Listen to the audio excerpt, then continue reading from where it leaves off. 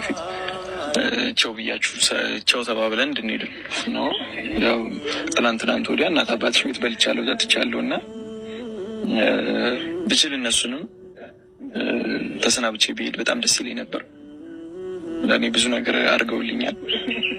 ስርዓቱን ወጉን ባልጠበቀ መልኩ ተገኝቼም ቢሆን አክብረው ነው ያስተናገዱኝ። እግዚአብሔር ያክብርልኝ። ባላችሁበት በጣም ነው የማመሰግነው። በጣም ነው የማከብራችሁ። ቋንዴ ተናግሬ ልጨርስ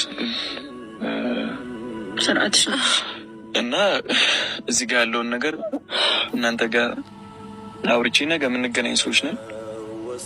ከእናንተ ህይወት ለመውጣት ነው። ልውልም ሁሉም ባሉበት እዚህ በኋላ በህይወት የለውም። እስከዛሬም ድረስ ምንድነው ያስልክ ያለው እንዴ? ምን እያወራህ ነው ያለው? ያው ምን ይመስልሽ? አንቺ ዝም በይ። ሁለት ሰው አንቺም እኮ ሁለት ሰው ችግርሽ ምንድን ነው? በጣም እየተዳጣሽ ነው ታውቆሻል። እናቱ አርፈሽ ተቀመጪ። እንደፈለገ እያናገራት ምንድን ነው የሚያቅለሰልሳት? አንቺ ዝም አርፋ ተቀመጥ። ያው እኔ እናንተ ማውራት አለብን። ስለናንተ ወልድ እኔ እናንተ እናውራ። ጊዜ አልሰጠኸኝም። ምንም ያወራኝ አይደለም። ስልክ ዘጋች። ጭራሽ እሷን ብላ መጣት።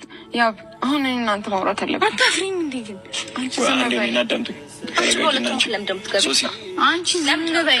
ትልቅ ሰው ከሆንሽ አድምጪ ከተባልሽ ለምን አታደምጪ? ለምን ትለፋለፈልኝ? ዝም ብለሽ ሁለቱ ተነጋግረው ካልፈቱም ደግሞ ተነስቲ። ሶሲ እኔ ያጠሮሽ መጀመሪያ እሷን ስለሻፈ እኮ ዝም በያት። እሷን በቃ እዚህ ጋር እኔ ለመጫወት አይደለም የሚመጣው እኮ እሷን ስለዚህ ነገር ብቻ ደግሞ ስነ ስርዓት ያጣችሁ እሷን ሰማሽ ማለት እሷን ግን ዝም አስብላ። አንቺ ዝም በይ። እኔ ነው ዛሬ ዝም በይ። እኔ በቃ ዝም በይ። በቃ እኔ ላውራ። በቃ ዝም በይና በሰላም እንውጣ። አታርዝሚብኝ። እኔ ረጅም ደቂቃ እዚህ መቀመጥ አልፈልግም።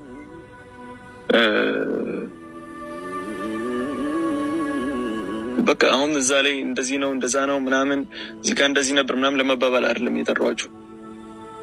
በቃ ትላንት አብረን የበላን ሰዎች ነን፣ አብረን የጠጣን ሰዎች ነን። ነገም በችግርም በጥሩም ጊዜ መገናኘት መቻል አለብን እና በሰላም በቃ ልንሄድ ስለሆነ ቻው ተባብለን እንድንሄድ ያክል ወደ ነው የምትሄጂው። እኔ እናንተ ብዙ ነገር ገና ያልጨረስነው ያልፈታነው ነገር አለ። ብዙ መንፈታቸው ነገሮች ወደ ኋላ ተመልሰን ይሄንን መባባል አስፈላጊ አይደለም። አሁን ማለት ነው እዚህ ጋር ሌላ ነገር እንዲፈጠር አልፈልግም። ምንም ነገር ሊፈጠር አይገባም። ትልልቅ ሰዎች ነን አይደል? ለዛ እኮ ነው በወንበር ዙሪያ በጠረጴዛ ዙሪያ ቻው ተባብለን በሰላም ነገር አስተውለን ምንም አይነት ነገር አልተፈጠረም። እኔና እሱ ጋር ጭራሽ ብለህ አንተ እሷን አመጣሃት። ለምን ነው የእሱን ቃል የምደጋግመው? እኔ ማሰብ ሁሉ አልፈልግም።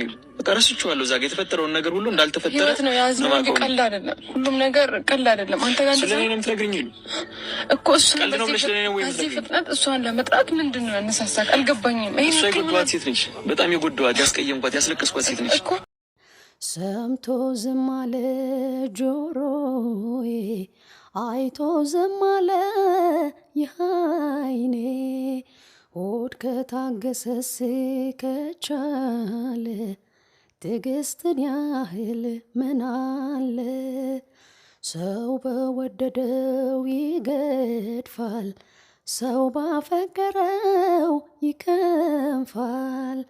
ሆድ ከታገሰስ ከቻለ መቻልን ያህል ምን